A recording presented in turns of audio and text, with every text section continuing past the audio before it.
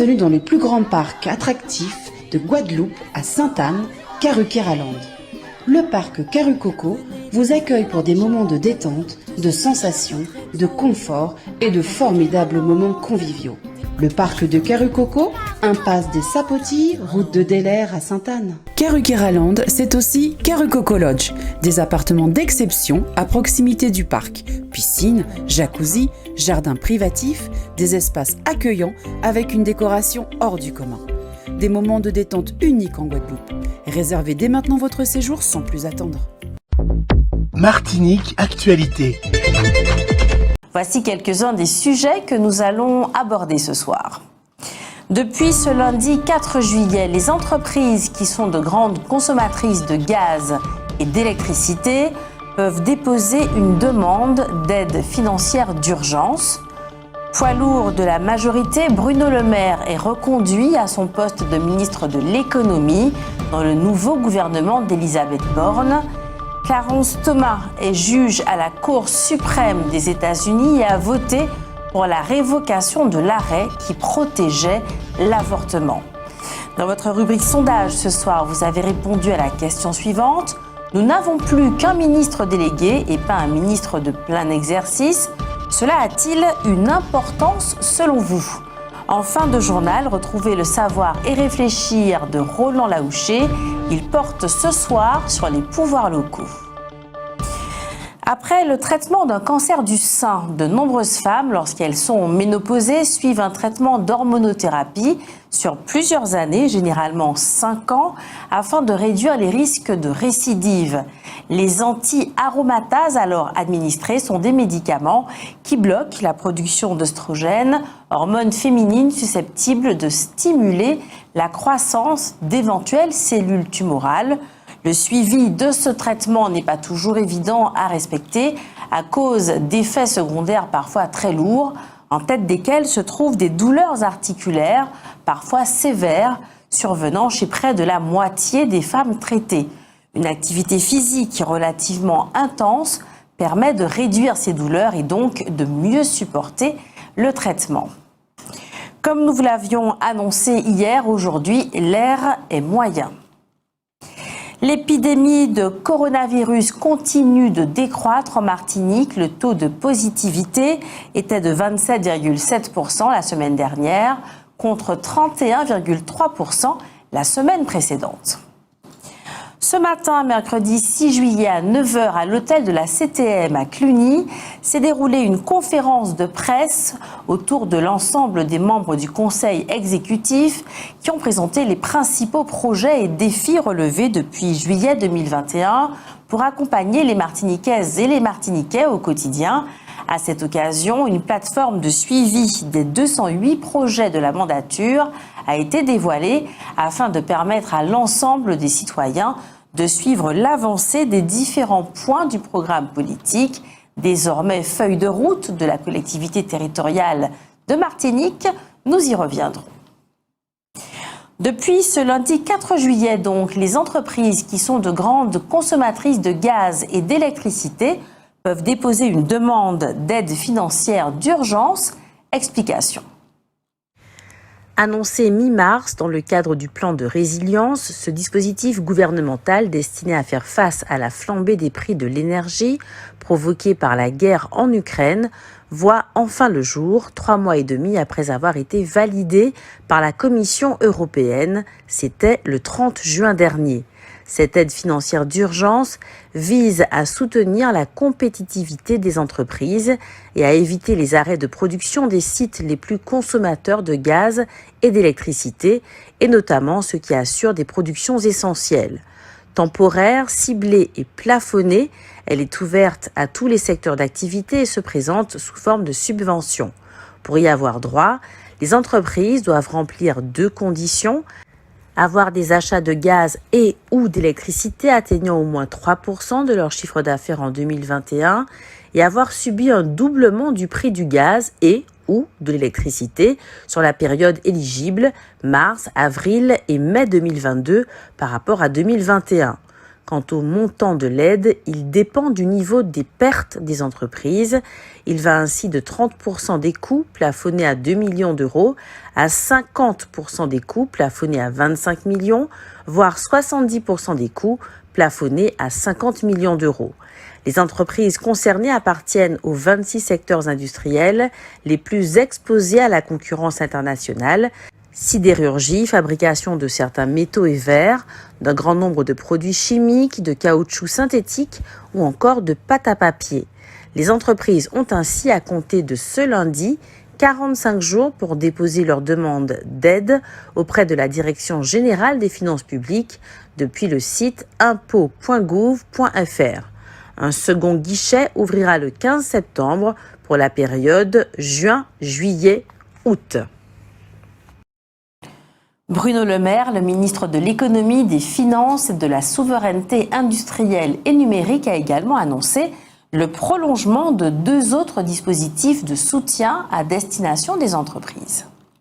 Il s'agit d'une part du prêt garanti par l'État ou PGE, dit Résilience, lancé en avril dernier pour soutenir la trésorerie des sociétés affectées par les conséquences économiques de la guerre en Ukraine.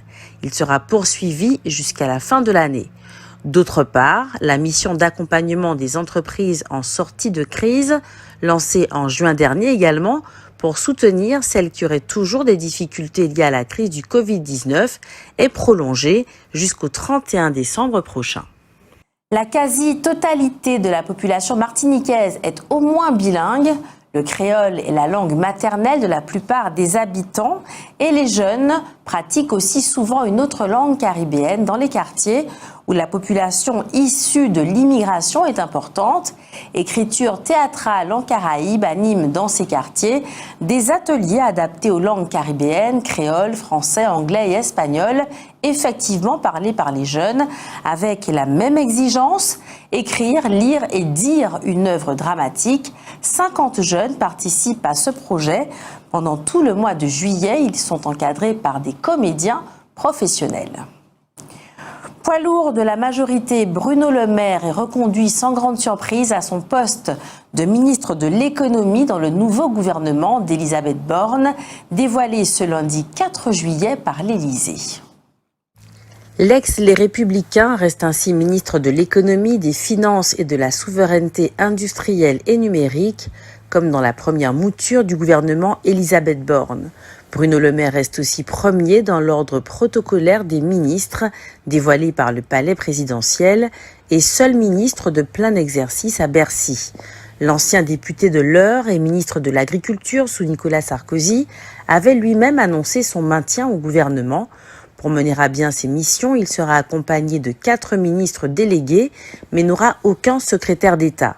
Gabriel Attal est confirmé au compte public, tandis que Roland Lescure et Jean-Noël Barrot font leur entrée au gouvernement. Le premier, député Renaissance des Français de l'étranger et ancien président de la Commission des affaires économiques à l'Assemblée, prend le portefeuille de l'industrie, et le second, député Modem des Yvelines, celui de la transition numérique et des télécommunications. Olivia Grégoire, elle, fait son retour à Bercy, en passant de porte-parole de l'exécutif au poste de ministre délégué chargé des PME, du commerce, de l'artisanat et du tourisme. Dans l'équipe de Jean Castex, elle était précédemment chargée de l'économie sociale, solidaire et responsable, sous l'autorité de Bruno Le Maire. L'EGC Martinique organise sa cérémonie de remise de diplôme à l'hôtel Batelière demain, jeudi 7 juillet à 18h. Elle sera parrainée par Franz Ebader, un entrepreneur engagé pour l'énergie propre et une vision de l'entrepreneuriat responsable et participatif. Il mettra à l'honneur les 84 diplômés issus des 4 cursus de formation proposés par l'EGC, Master Management et Administration des entreprises, Parcours Diplôme de perfectionnement à la gestion des affaires, proposé en partenariat avec l'IAE de Bordeaux. Il y a 8 diplômés. La formation Bachelor Hospitality, Leisure and Culture Management, proposée en partenariat avec l'IEFT. Il y a 7 diplômés.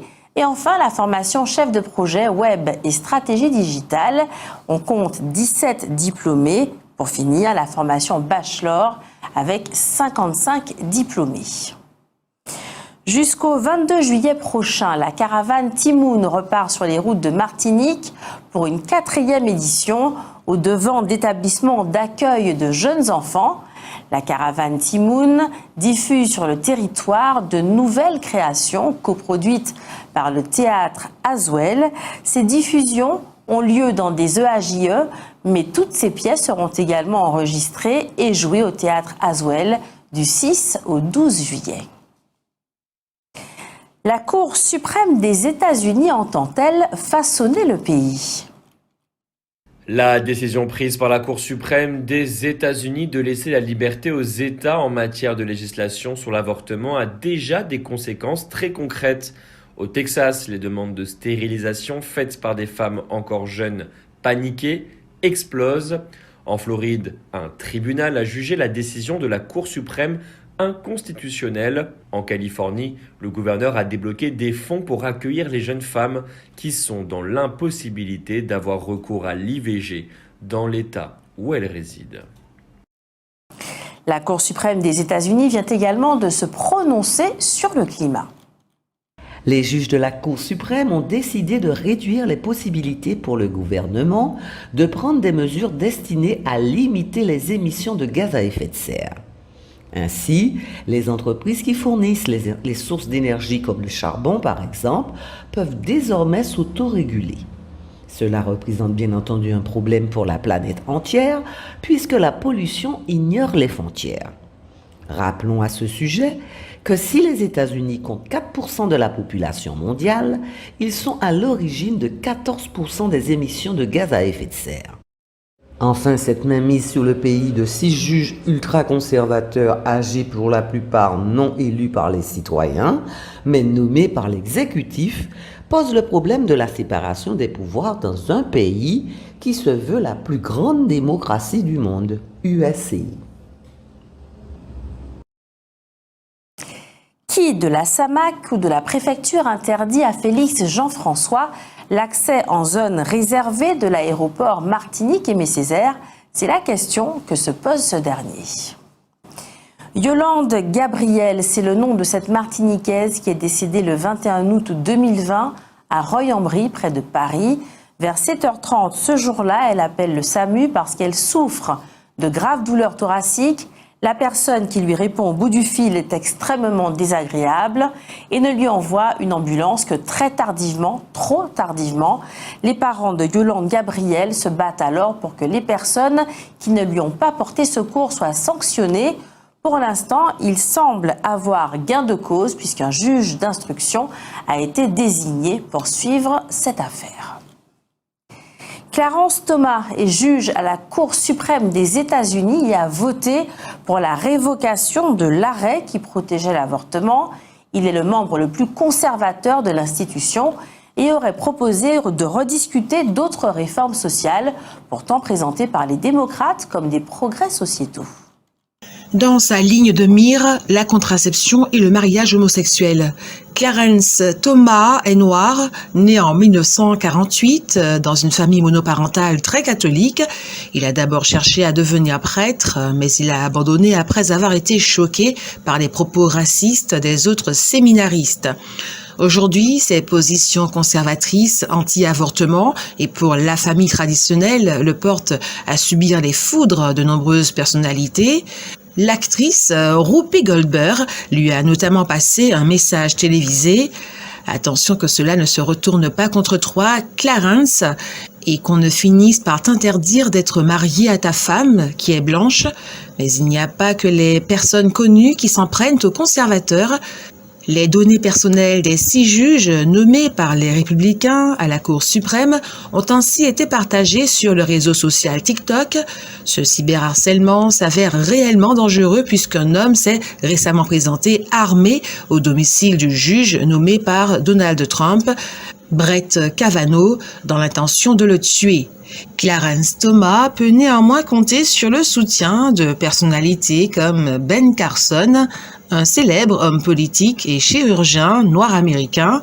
Ce dernier a affirmé « Pour les gens de gauche, la seule chose, pire que Satan, reste un homme noir conservateur. Il s'est ensuite félicité que la Cour suprême puisse à présent voter au-delà de l'idéologie et se baser seulement sur la Constitution, en acceptant de remettre de nombreux acquis en question, sans pour autant finir par les supprimer. La politique zéro Covid en Chine pourrait durer 5 ans, c'est ce qu'a annoncé le média d'État Beijing Daily sur les réseaux sociaux en citant un fonctionnaire. L'information qui a suscité beaucoup d'inquiétudes a été partagée plus d'1 million de fois avant d'être censurée par le parti. La politique zéro Covid est tout simplement impossible vu le nombre de personnes dont nous parlons, a affirmé A. Davis, professeur d'économie à l'université du Keynes en Pennsylvanie. Nous savons par exemple qu'aujourd'hui, même dans les pays développés, un petit nombre de personnes meurent encore de la peste bubonique qui a été éradiquée. Il est ensuite revenu sur le coût financier de cette politique. Rien qu'aux États-Unis, les mesures d'éradication du Covid nous ont coûté entre 5 et 10 trillions de dollars, rien qui ne semble pour le moment effrayer Pékin. Hier à 17h, le directeur général du CHU de Martinique et le directeur général de l'ARS ont donné une conférence de presse sur les algues sargasses. Ils ont notamment fait des recommandations sanitaires destinées aux populations les plus vulnérables et fait part d'une étude sur l'influence des sargasses sur les femmes enceintes. Georges Patient et Teva Rohfritsch, rapporteurs spéciaux de la Commission des finances du Sénat pour la mission Outre-mer, ont présenté mercredi de la semaine dernière les conclusions de leur contrôle budgétaire sur le Fonds exceptionnel d'investissement dans les Outre-mer. Dans leur rapport, les sénateurs soulignent l'insuffisance des infrastructures dans les Outre-mer à cause de 3 facteurs: la topographie des territoires qui rend difficiles les travaux de construction et d'entretien, les risques naturels qui nécessitent des normes de construction spécifiques et des investissements passés insuffisants. Ils observent que, citons-les, malgré un niveau de dépenses d'équipement global plus élevé en Outre-mer qu'en métropole, les investissements réalisés ne suffisent pas pour faire face aux besoins. Il faut en effet rattraper les retards importants et faire face à des coûts de construction et d'entretien des équipements publics supérieurs en Outre-mer. Le FEI, donc le Fonds exceptionnel d'investissement dans les Outre-mer, joue le rôle souvent indispensable d'effet levier sur les autres financements. Il offre une grande souplesse de gestion et une certaine rapidité d'exécution, mais il est administré par le ministre des Outre-mer, c'est-à-dire depuis Paris, et laisse peu de place aux élus locaux. Ces derniers ne sont pas consultés dans les phases déterminantes de la procédure et leur consultation sur les projets envisagés reste variable selon les territoires, peu formalisée et non déterminante dans les sélections réalisées. Par ailleurs, les critères de sélection demeurent peu transparents et les décisions de rejet ne sont ni notifiées ni expliquées aux collectivités. Enfin, le suivi des projets sélectionnés est essentiellement financé et ne comporte aucune évaluation de l'impact des équipements réalisés. Tropicatrium propose un spectacle intitulé Glorier Thiémile, 30 l'année après. Hommage à Thiémile, 30 ans après. Ce sera ce vendredi, le 8 juillet, donc à 19h30 à la salle Aimé Césaire. La chorégraphie et la mise en place sont signées Jean-Michel Cazérus. La direction musicale est assurée par France Laurac. Comme prévu, les signataires de la charte de la production locale, José Maurice, le président de la Chambre d'agriculture de la Martinique, Henri Salomon, le président de la Chambre de métiers de l'artisanat de la Martinique, Josiane Capron, la présidente de l'AMPI, François Hugues Despointes, président du SDGA, et Philippe Joc, président de la Chambre de commerce et d'industrie de la Martinique, ont donné une conférence de presse à l'Agora de l'hôtel de la CTM autour du thème « Tous unis pour la production locale ». Nous y reviendrons. Notre déficit commercial en 2021, c'était environ 2,5 milliards d'euros. C'est à peu près la somme que la Banque mondiale est prête à débloquer pour aider les pays d'Afrique orientale et australe à développer leur production agricole. Retrouvez maintenant votre rubrique sondage. Ce soir, vous avez répondu à la question suivante. Nous n'avons plus qu'un ministre délégué et pas un ministre de plein exercice. Cela a-t-il une importance selon vous ? Sondage.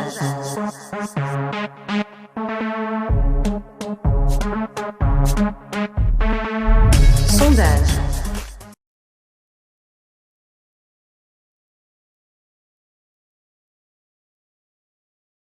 Je pense qu'il est utile pour les territoires d'outre-mer qu'il y ait un ministre dédié pour les territoires d'outre-mer. Le fait que le ministre soit rattaché au ministère de l'Intérieur montre qu'il n'y a pas de réelle prise en compte de la particularité liée au territoire d'outre-mer, selon moi. Tu es politicien, tu as fait ça toute ta vie. Moi, je suis pas trop sur la politique. Moi, je sais pas. Non, pas pour moi. Je te remercie. Il y a de l'importance si le travail ici, la Martinique continue bien à fonctionner. Voilà. Alors, quel que soit ministre ou sous-ministre ou quoi que ce soit, c'est que la Martinique fonctionne bien. C'est tout ce que j'ai à répondre. Voilà. Sincèrement, je pense pas que ça va changer grand-chose. Hein. Bien. Bon, on verra. Étant donné que c'est toujours la même personne, est-ce que cela changera quelque chose ? Je ne sais pas. Je ne sais pas. J'ai un doute. Je ne sais pas. On attend pour voir ce que ça donne. Voilà. Non, parce que bon, l'ancien ministre, il n'a pas fait grand-chose pour l'outre-mer. Donc je pense que l'autre, il ne fera pas plus. Merci. Merci.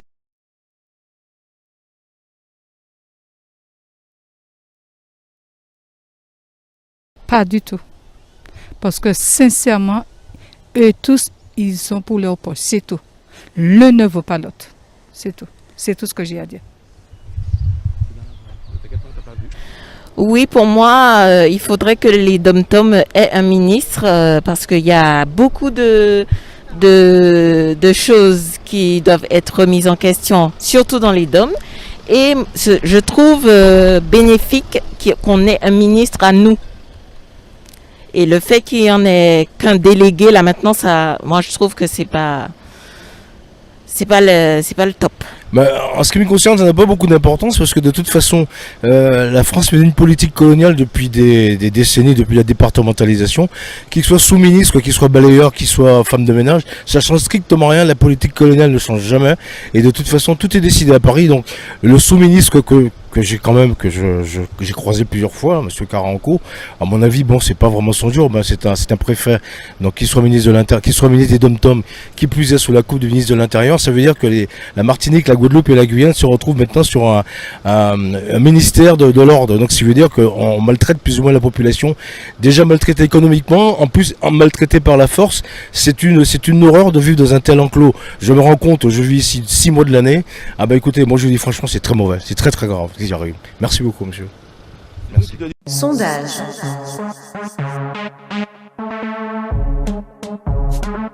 Outremernews.fr, le site de l'actualité outre-mer, 24 heures sur 24 et 7 jours sur 7.